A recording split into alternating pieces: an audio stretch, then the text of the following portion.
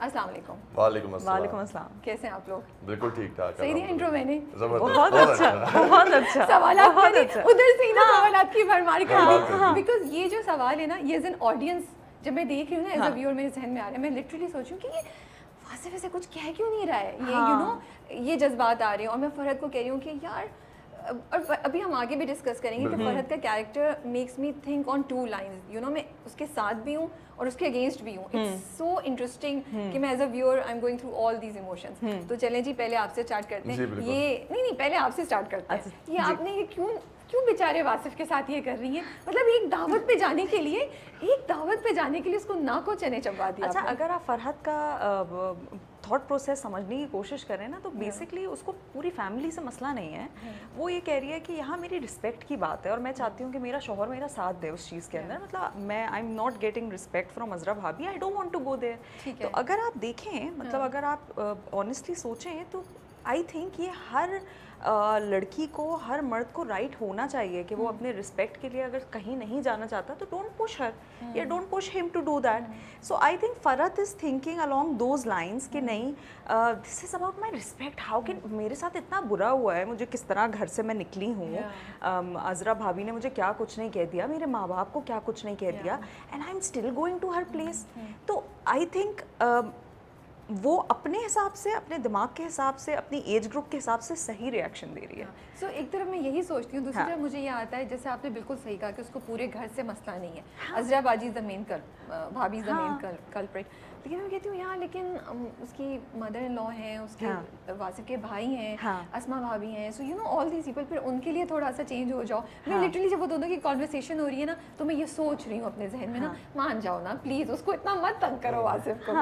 अच्छा, lot of people comment always के आप क्यों वासिफ को तंग कर रही हैं या आप इस तरह क्यों कर रही हैं। सो आई एम लाइक हाँ, I get that a lot, but it's like just think about it. ये एक ऐसी लड़की है जो अपने घर में इकलौती है, ठीक है, इसका कोई बहन भाई नहीं है। So she does not have a lot of वो जो कहते हैं ना फीलिंग कि आपको शेयर करना है या उस हिसाब से कि फैमिली में एडजस्ट करना है। वो इकलौती है, उसने इस तरह का माहौल नहीं देखा है, वो जॉइंट फैमिली में आ गई है।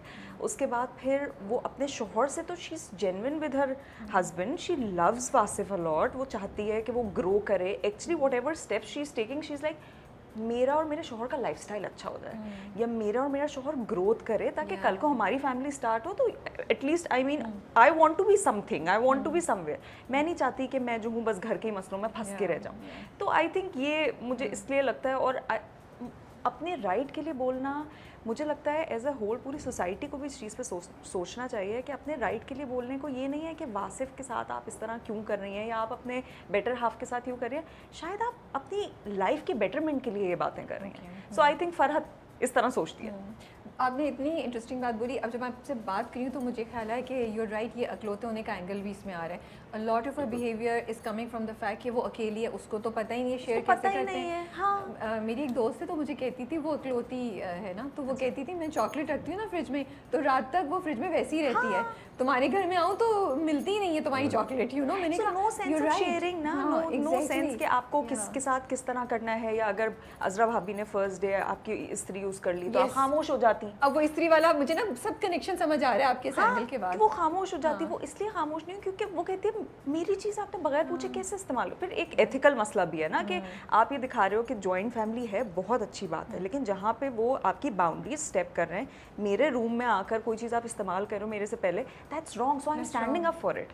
सो being Farhat, I think she is very vocal about the things that she don't like. So yeah. अच्छा जी, आप वासिफ साहब ये बताइए, जी। क्यों नहीं देख रहे हम एक स्टैंड, सॉलिड स्टैंड?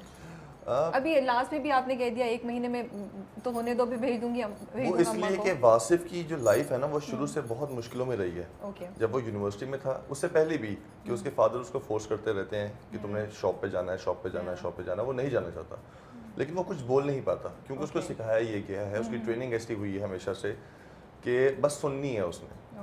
ठीक है, तो वो इतना मतलब कि बोल नहीं पाता आगे से अपने पेरेंट्स के सामने भी। उसके बाद जो मसले हो उसकी लाइफ के अंदर, एक तो यूनिवर्सिटी वाली लड़की जो थी, जेल जाना पड़ा, ठीक है, एक वो मसला, फिर आप देखते हो हर वक्त घर में लड़ाई है, झगड़े हैं, तो वो इन चीज़ों से दूर भागता है, परेशानियों से, वो इन टेंशन से दूर भागता है, वो इन लड़ाइयों से दूर भागता है, तो उसने बिल्कुल अपने आप को साइड पे कर लिया। वो जितने भी मसले होते हैं ना, वो कोशिश करता है कि वो बिल्कुल साइड पे हो जाए, वो इस बारे में कोई बात ना करे। तो ये जो बोलती रहती है, इसकी सुनता रहता है, वो जी करता रहता है। वो माँ बोलती है, उसकी भी जी करता रहता है, लेकिन इसको तो थोड़ा पीस चाहिए, इसको सुकून चाहिए। वो तो बेचारे को सुकून चाहिए। I feel for him, हाँ, seriously। तो इसको सुकून नहीं मिल पा रहा। तो ये सुकून की तलाश में ही है कि यहाँ से भी जी कर लो, अम्मी जो बोलेंगे उस पर भी जी कर लो, जो भाई बोलेंगे उस पर भी जी कर लो।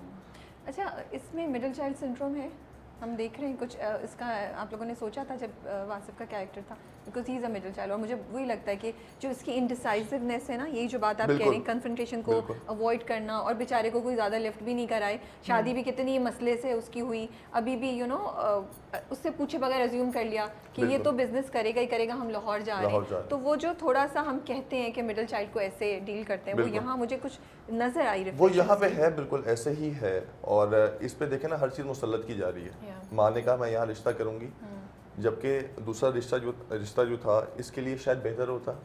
रामीन वाला उससे बहुत प्यार करती थी वो लड़की। एक्सक्यूज मी, फरहत एक्शन में आ गई। Excuse me, I am right here.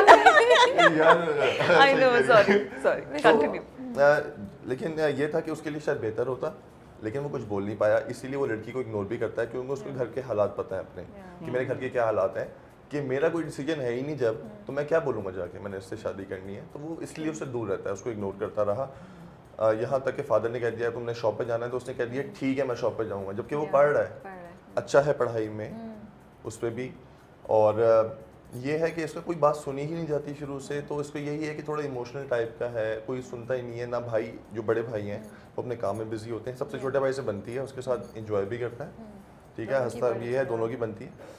लेकिन आई थिंक सो कि ये ऐसी चीज़ है बिल्कुल, और रियल लाइफ में भी ऐसा ही होता है। कोई ऐसा लड़का होता है जो मिडिल चाइल्ड जैसे आप कह रही हैं, तो वो उनके साथ ये। मैं आप लोगों को एक बात बताऊँ, ये drama is so interesting and मुझे लगता है बहुत, जो आप लोगों को पता चल रहा होगा डीएमसी और रिस्पॉन्सिबिलिटी, कि ये जो जॉइंट फैमिली सिस्टम या जिस तरह कपल्स आजकल हैं उसको इतना रिफ्लेक्ट कर रहा है अपनी चीज़ों को।